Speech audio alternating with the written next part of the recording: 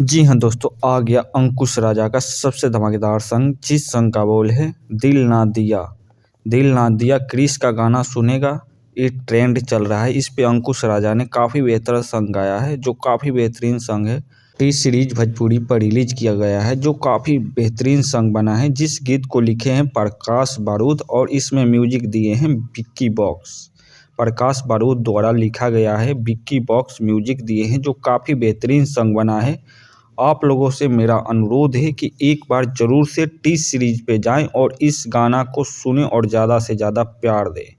ये गाना बहुत बेहतरीन बना है, इसका शूटिंग काफ़ी बेहतरीन हुआ है, जिसमें अंकुश राजा काम किए हैं और अंकुश राजा का ही सॉन्ग है। अंकुश राजा हमेशा से ट्रेंड को लेकर चलते हैं और ट्रेंड पे गाना गाते हैं।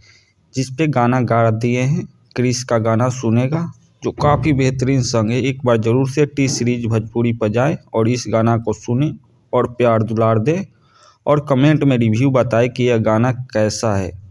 Thank for you. जय हिंद।